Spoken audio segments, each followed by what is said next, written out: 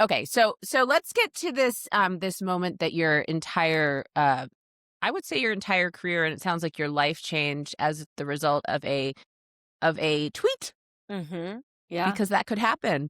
Do you want to read the tweet or should I read it? You read it because I don't have it in front of me. I have it in front of me. So in 2019, you tweeted, quote, "Do you have white teenage sons? Listen up.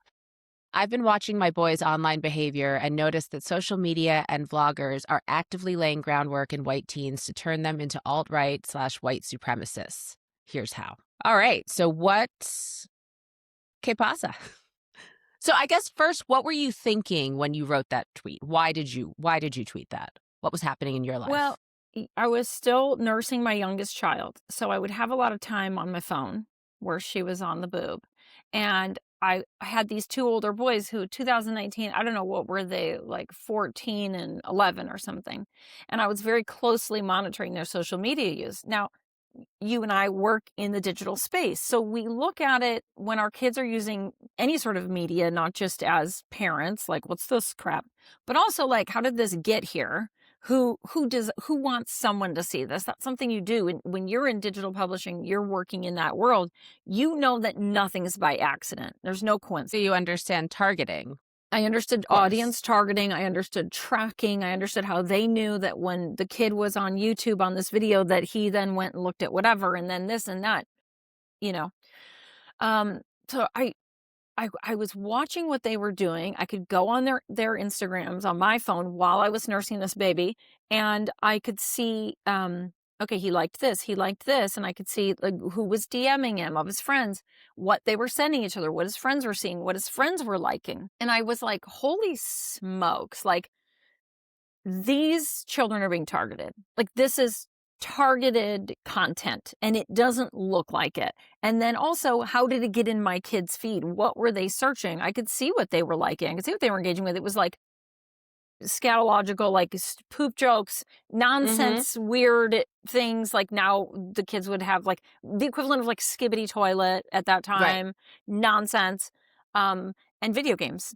And it was like Fortnite and Minecraft. And I was like, how did something that is so, it was sexist, not like boobs and butts, like sexist, like what we would Charlie now call Kirk coded, char yeah.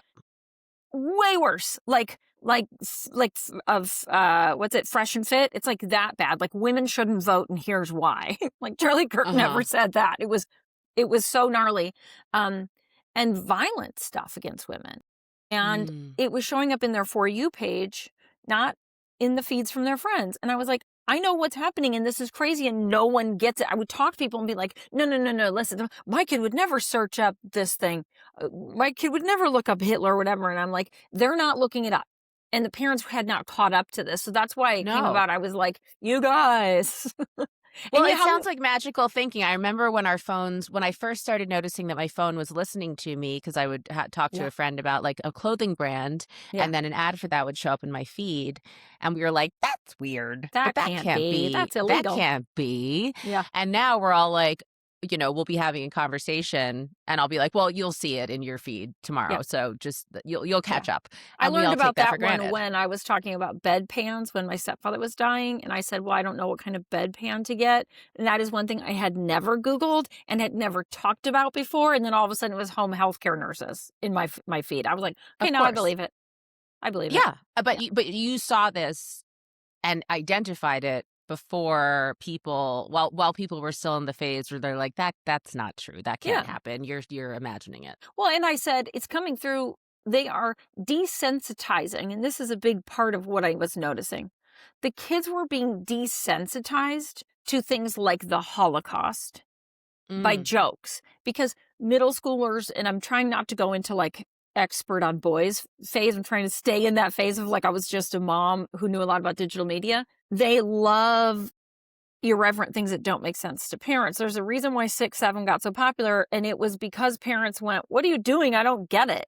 And they love that kind of edgy thing, pushing against the Sure. limit, seeing how far they can go. So what I noticed was happening was it wasn't an accident that this was targeting them because it was very clear they wanted to desensitize them. They wanted to make them joke in an ironic way about the Holocaust, so that when people started talking seriously about the Holocaust, there was an element of like, yeah, whatever. Just a slow creeping in of that. And Mhm. most of what I was seeing at the time was a lot of Holocaust stuff, a lot of Nazi stuff, a lot of Hitler stuff.